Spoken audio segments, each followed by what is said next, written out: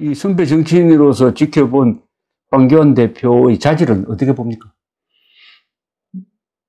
자질이 아직도 충분하게 나타내야 할 대목이 몇 가지 더 있어야 한다고 생각합니다. 예. 구체적으로 사람을 포용하고 이렇게 대중성을 가지는 제스처나 그 비헤이비어 행태 그게 많이 부족합니다. 이 법관이 가지고 있는 그 생리적인 방법이 있지 않습니까? 검사 판사 출신이. 그래서 누가 어디서 그런 얘기, 대한민국에서 검사 판사가 절대 대통령 못 한다는 말이 있어요. 그래서 그것을 화통하게 좀 깨야 된다. 이회창 후보를 한번 얘기합시다. 그때 저는 정반대에 있었지만 반대편에 있었는데 우리가 그러니까 노무현 후보가 당선되리라고 하면 저는 100분의 1도 생각 안 했어요. 그러나 강력한 야당 투쟁한다고 생각을 했죠. 그게 저희가 다 이긴다고 생각했는데 저는 이제 홍보 전문가의 입장에서 보자면 저기서 인서물이 나온 걸 보니까 제가 인서물을 보고 또 기자가 와서 질문을 하더라고요. 그 인서물 인상이 뭐예요? 그래서 야, 이건 꼭 내가 그쪽에다가 요원을 하나 파견해 놓은 것 같은 느낌이 잘 못 만들었더라고요. 아니, 형편없는 것을 만들었어요. 그런 걸 만들어서 크레용을 이런 그림을 갖고 버스가 떠나가고 이런 우선 전달 자체가 잘 안 돼요. 그래서 거기가 홍보팀이 2번이가 바뀌었습니다. 그래서 이회성 동생으로 바뀌고 또 바뀌고 하니까 엉망이 됐죠. 그런데다가 이회창 후보가 그럼에도 불구하고 막판에 몇 가지의 실수만을 커버했으면 충분히 됐을 거예요. 그 몇 가지 실수가 뭐죠? 지금 2002년 대통령 선거를 이야기하는 겁니다. 그 얘기하면 더 박일현 사람이 서운하게 생각하지만 하나만 얘기할게요. 그 양반이 원래 호남의 뿌리가 아주 강한 사람입니다. 그 양반 모친이 담양 출신인데 아주 신여성이었어요. 그리고 부잣집 따님이었어요. 일본 유학도 갔다 오고 하는 분인데 그 아버님이 2번째 결혼을 하셔가지고 이제 나셨는데 그 담양의 김씨가 굉장한 명문입니다. 한말에 그 조상 조분가 증조분가 하는 분이 한말에 조정해서 그 담양부에서 아전을 했는데 돈이 그만큼을 가지고 있었답니다. 가정주택을 했네 여친이 모르지만 돈이 많은데 이 양반이 신분상의 한계를 느껴서 사람이 듬듬이가 컸던 모양이에요. 자기 조카, 손자 이런 사람을 27명인가 8명인가를 미국 유학을 보냈어요. 자기 돈으로 보냈어요. 그리고 자기 아들들은 셋인가 넷인가 중에 셋인가가 동경대학 도다이를 다니죠. 그 중에서 담양의 전 국회의원이 나왔어요. 그게 김성룡 의원이에요. 그러니까 김성룡 의원이 이회창 후보의 외삼촌이에요. 그리고 집안이 굉장합니다. 그 변호사니 의사니 가득 차 있는데 그 양반이 전라도를 싹 무시했어요. 그래서 내가 속으로 낄낄 웃은 거죠. 그리고 자기의 뿌리는 충청남도 예산이라고 해서 묘를 그쪽으로 옮겼어요. 그러니까 예산사 이게 무슨 묘야? 갑자기 와서 그걸 배척을 해갖고 나중에 또 옮겼다는 그건 확인이 안 됐습니다. 그렇습니다. 그래서 제가 속으로 그랬어요. 저 양반이 큰 실수를 하는데 경상도 보수표를 얻기 위해서 그런 것은 불가피하다 할지라도 그 이회성 씨 홍보물 같은 거 취급할 거야. 이회성 거기다가 보내가고 광주에 와서 자기 종친이나 슬슬 만나고 다니면서 우리가 선거 때문에 그런데 어떻게 호남을 무시할 수 있겠습니까? 그때 표가요 7만 5천 표만 이리 가면 이깁니다. 그 15만 표 차이였어요 그때. 아니 50만 표 표죠. 노무현이냐고? 노무현 50만 표. 그러니까 25만 표. 맞아. 25만 표만 옮기면 되는 거예요. 그런데 그때 호남 사람들이 굉장히 기분 나빠했어요. 굉장히 기분 나빠했어요. 그래서 그것이 저는 큰 실책이었다고 보고. 아니 그보다는 딱 정몽준 후보하고 손을 못 잡은 거지. 또 하나는 그게 제일 핵심적인 거 아니에요? 또 하나는 정몽준하고 잡을 거 없이 이인재 있잖아요. 이인재라도 잡아가지고 정몽준이나 이인재 누구든지 잡아갖고 쉽게 말해서 아니야 당신한테 좀 서운하게 해서 미안한데 바빠서 그런데 이번에 내가 잡으면 이인재 후보 이야기는 1997년이고 97년 그러니까 정몽준도 맞아요. 정몽준 그때 그래서 이번에 조각 한번 해주시오. 그것은 다시 말해 국무총리 한번 시켰다는 얘기예요. 그렇게 하면 그냥 이기는 거야. 예. 그건 못 하더라고요. 예. 그래서 지금 보수가 이렇게 된 데는 사실은 이 좌파 대통령은 통합을 했습니다. 그죠? 네. 그것도 굉장히 이념적으로 다른 JP하고 했죠. 김대중 대통령은 말하자면은 자신들이 보기에는 극우라고 보이는 JP하고 손을 잡았고. 극우죠. 그거요. 예, 했죠. 노무현 캠프는 정몽준하고 손을 잡음으로써. 그것은 완전히 자본주의자인데. 우리 보수는 그런 모험을 한 적이 없어요. 있는 것도 찢어내려고. 네, 찢어지고 오히려 그렇게 하면은 또 이념적 배신이다 하고 또 욕을 해요. 욕을 하는 게 있어가지고 항상 이렇게 축소가 되어가지고 이번 선거판이 보니까 결국은 지금 내가 보수입니다라고 자랑스럽게 생각하는 사람이 20 한 6, 7%밖에 안 됩니다. 그리고 진보라고 생각하는 사람, 중도라고 생각하는 사람이 32, 3% 된다고. 그러니까 현실적으로 보수가 단결해가지고는 안 되지. 그죠? 보수가 중도가 손을 잡아야 되는 거 아닙니까? 보수 중도. 그런 의미에서 이제 미래통합당이 시도를 했다고 보는데, 이제 거기에서 저희 총칼 들고 북한하고 싸움했던 이제 유교 그 용사들을 포함한 소위 극우라고 생각하는 사람들이 가지는 그 소위 그 좌절감, 프러스트레이션이 굉장합니다. 제가 그걸 구체적으로 아는 것이 내가 일했던 자유총연맹이 전국에 350만의 조직이에요. 예. 대한민국에서 가장 큰 조직입니다. 아, 그렇습니까? 막강하죠.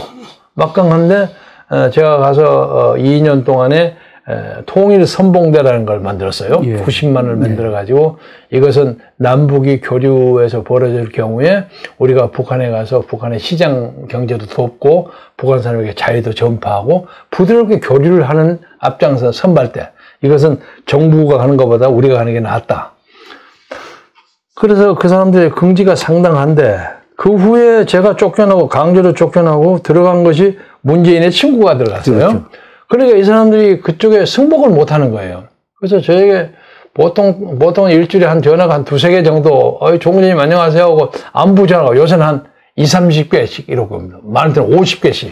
그러니까 저는 그 조직이 지금이 우리 자유통일당에 거의 전적으로 향하고 있어요. 아, 그거 좋은 일. 제가 이거 가만히. 자유총연맹, 자유통일당, 자유라는 공통분모가 있네. 그럼요. 그러니까 저는 저 나름의 조직된 세력이 있어요. 뭐 그게 다 오는 건 아니겠지만. 그래서 그런 사람들은 방금 우리 조 선생이 얘기하는 그 중도를 잡아야 한다는 그런 것은 이 사람들은 받지 않습니다. 그렇죠. 하면 하고 안 하면 하고 분명하게 해야 한다.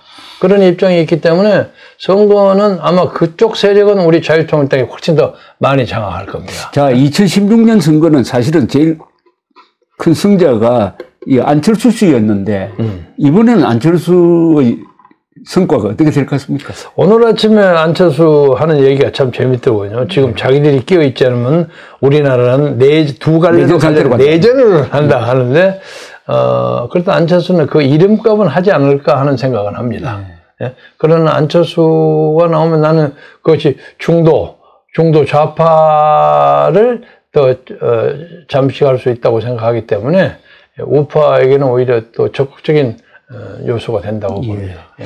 좀 나을 겁니다. 그런데 이 책대로 박정희와 김대중이 꿈꾸던 나라, 이 아주 참 재밌는 책이고 여기 보면은 특히 재밌는 대목이 1900 해방 이후에 이른바 해방 공간에서 두 사람이 다 좌익이었다는 사실입니다. 그래요. 박정희가 더 좌익이지. 그렇죠.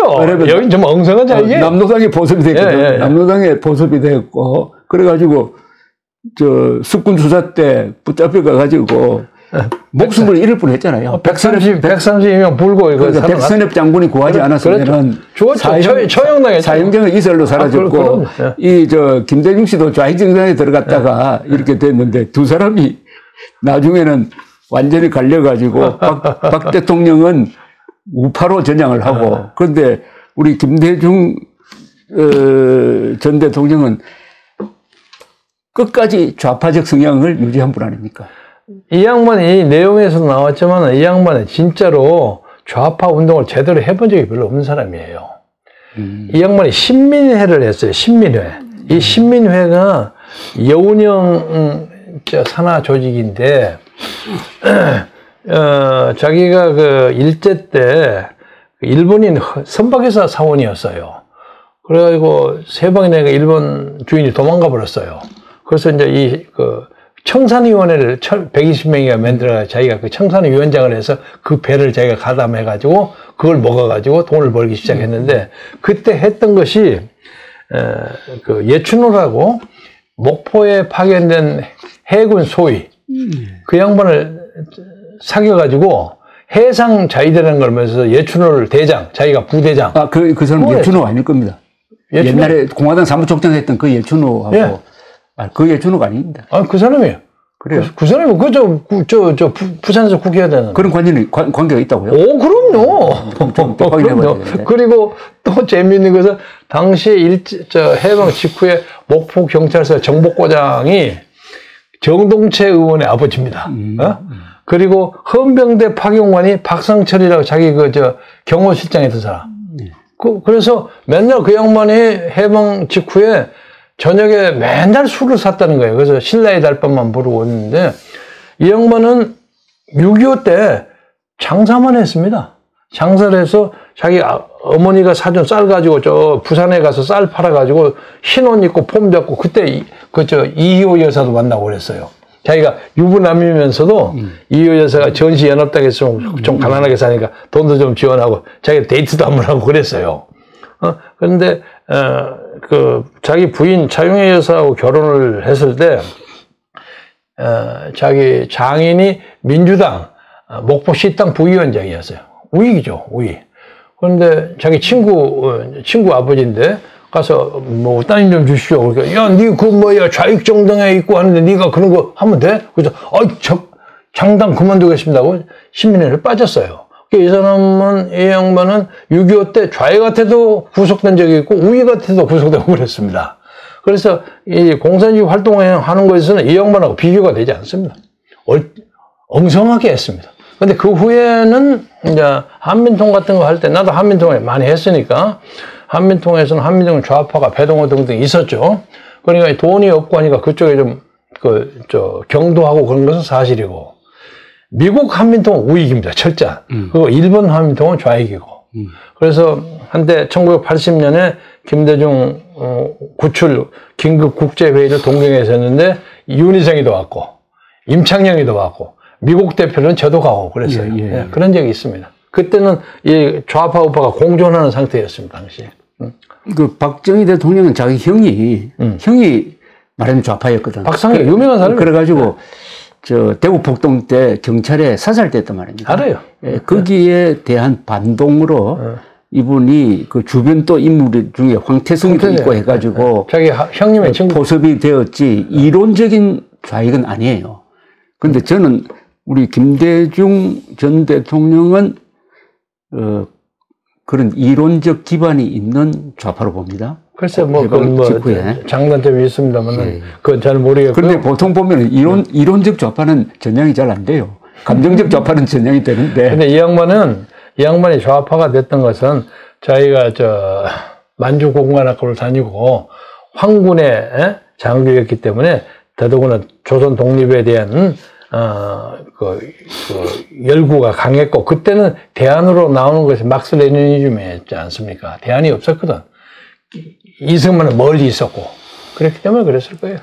그런데 이번에 자유통일당이 잘한 게 이승만 연구가 1인자인 이영훈 교수, 이영훈 교수를 교육 원장으로 모셨대요. 예, 그렇습니다. 더구나 또 광화문 광장을 이승만 광장으로 부르자. 그 취지에 딱 맞게. 김태호도 나왔고요. 근데 이승만 학교 다닐 때 4.19 세대 아닙니까? 네, 4.19 때 1학년입니다. 그러니까 4.19 때 이승만을 규탄하는 입장이었는데 언제부터 이승만을 높게 평가하게 됐습니까? 그것이 이제 박정희 대통령 덕이라고 봐야죠. 역설적으로는. 제가 이제 여러 가지 이유 때문에 물대 근처에서 대모 왕초 노릇으로 그냥 추앙을 받게 돼, 추대를 받은 거예요. 근데 저는 사실은 대모 묵기가 별로 아닙니다. 근데 약간 제가 무슨 유명세가 좀 있어가지고 김경진을 끌어야만 집회가 된다 해서 끌려다니는 거예요. 끌려다니다 보니까 괜히 왕초가 된 거죠. 그래서, 그러나 이제 중앙정보부 쪽에서는 제 사상을 의존하지 않았습니다. 예, 예, 왜냐면 그렇지 않으면 내가 공군 장교를 할 수가 없으니까. 그렇죠, 그렇죠. 그리고 난 다음에 미국을 가려고 하는데, 장학금을 받아가지고 어디를 가려고 하니 여권이 콱 안 나와버렸어요. 예. 그래서 내가 이제 당시에 우리 사회학과 선배, 내 직계 선배는 아니지만 그 양반이 중앙정보부에 근무하면서 왜 내가 안 나오냐. 당신이 좌익으로 돼 있기 때문에. 나 좌익 한 적이 없다. 나는 민통에 들어가 본 적이 없고, 난 가서 세미나를 많이 참석했지만 내가 가입을 해본 적이 없어요. 그리고 2년 후에 그게 좀 풀렸어요. 예. 풀려서, 미국을 갔는데, 미국을 가자마자 한 1, 2년 사이에 여권이 딱 취소돼 버리더라고요. 예. 그러니까 완전히 무국적자가 돼서 살다 보니까 16년을 살게 됐는데, 한참 살다가 보니까 미국 국회를 많이 들락거렸어요. 맨날 그 국회 앞에서 데모하지 않습니까? 삐라 뿌리고 어쩌고 하는 거야. 그래서 미국의 히어링도 많이 하고, 사람들, 상원, 양원도 뭐 100여 명 이상 잘 알고, 이런 사람들 하다 보니까 이 양반에 대해서 미국 그 국회의원들의 관심과 그 존경이 상당해요. 아, 그때부터? 그때도 박정희. 그래서. 독재제로 안 봤다 이거지. 예. 아니, 그래서 소위 개발 독재라는 말이 있었잖아요, 당시에. 예. 개발을 하기 위해서 약간의 소위 정치적 강제, 폴리티컬 코어션이 필요하다는 그런 입장이에요. 그래서 오히려 미국에 더 오래 있음으로 해서 민주주의의 진수를 좀 더 구경할 기회가 있었고, 박정희에 대해서, 객관적으로 또 볼 수 있는 기회가 있었고, 또 하나는 꼭 얘기하고 싶은 것은 이 양반의 두 번의 망명을 제가 수발을 다 한 사람입니다. 예. 그건 아무도 부인 못 합니다. 예. 제가 가장 수발 책임지고 했던 사람인데, 이 양반도 이분의 존재에 대해서 절대 부인 안 합니다. 예. 절대 안 합니다. 그건 뭐, 저하고 인터뷰할 때도 네? 박정희 대통령이 우리 민족의 자부심을 높인 건 인정한다. 절대로. 그리고 속담으로 나가 박정희하고 상대할 정도가 되는 거. 이것은 상당히 자부심. 대한민국에서 박정희가 상대할 사람은 YS는 안 돼. 뭐 이런 식이야. 그런 당당한 포부를 가진 것은 그러니까 이 양반을 상당히 인정하는 거고. 내 책도 졸작 책도 그걸 보면 주인공이 김대중과 박정희입니다. 거꾸로 말해서 박정희 아니면 김대중인데.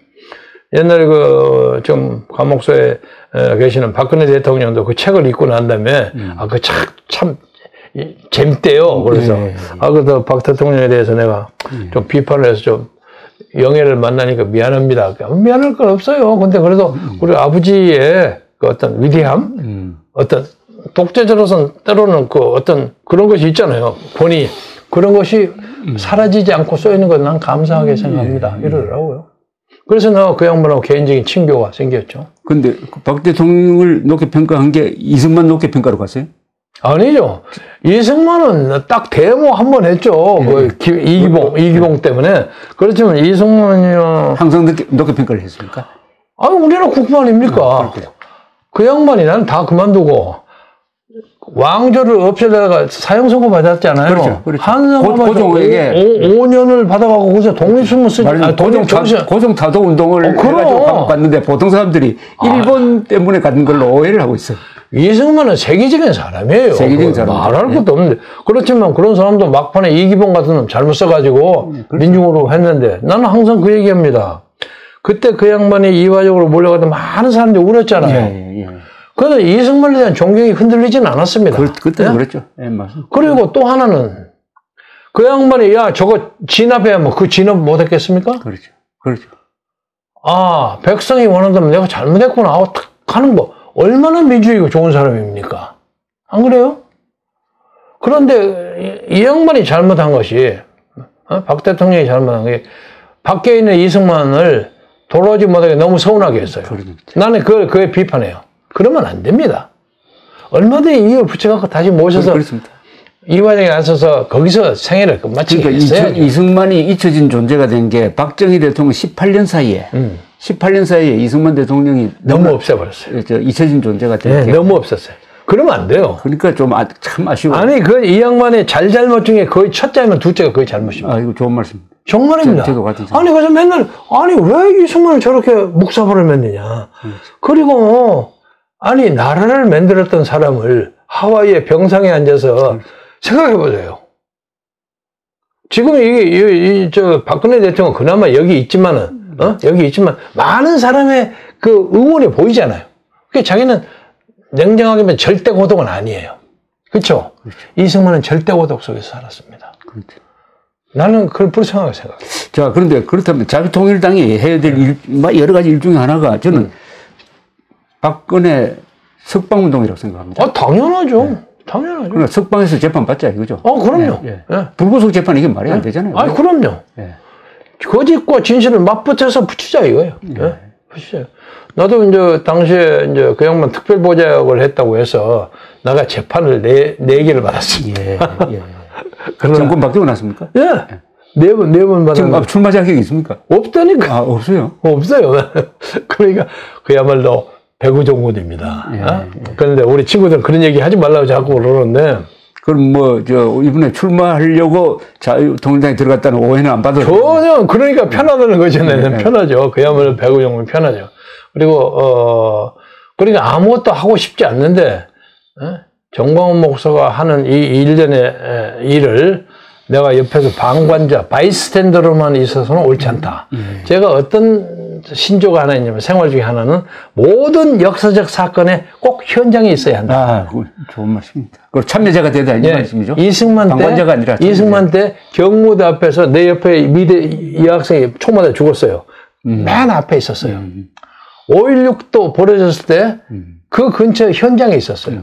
그리고 난 다음에 또 재밌고 2학년, 3학년 때는 윤부선 상도 받고 또 박정희 상도 받았어요. 그 박정희 대모도 열심히 하고 항상 현장에 있었어요. 예. 현장에 있었는데 이번에 이 격동하는 민주 통일운동, 자유운동에서도 현장에 있어야지 앉아서 멀리 앉아서 손가락질만 하고 하는 것은 옳지 않다고 생각하는 겁니다. 나는 개인적으로 내 고향 사람에게는 오해를 많이 받습니다. 그래서 옛날에 아마 노무현도 자기 고향에서 이렇게 당했을까? 그렇지만 요새는 많이 좋아졌어요. 많이 좋아졌는데 우리 조카들은 삼촌 그거 뭐하러 십니까? 이놈아 네가 어떻게 내 뜻을 안다고 네가 이렇게 저렇게 하냐 이러고 말하고 엊그제도 우리 누나의 손자가 결혼식을 했어요. 조카가 시골에서 많이 올라가서 얘들이 머뭇 하다가 삼촌 할 말이 있습니다. 뭔데요? 삼촌 뭐하러 그거 하세요? 그거 안 해도 할 만큼 다 하시고 어쩌고 했네. 네가 어떻게 내 뜻을 알아서 그러냐. 나중에 봐라. 때로는 사람들이 살다 보면 많은 다수의 사람 대중과 거여가면서 살 용기도 있어야 하는 것이다. 그래 두고 봐라. 내가 이러고 말하는데. 경주 김씨라고 그러시죠? 예. 경주 김씨는 경순왕 후손이죠?